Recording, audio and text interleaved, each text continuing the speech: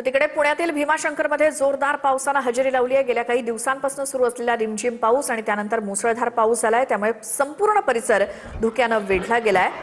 डोंगर दऱ्यांमधनं धबधबे वाहू लागलेत।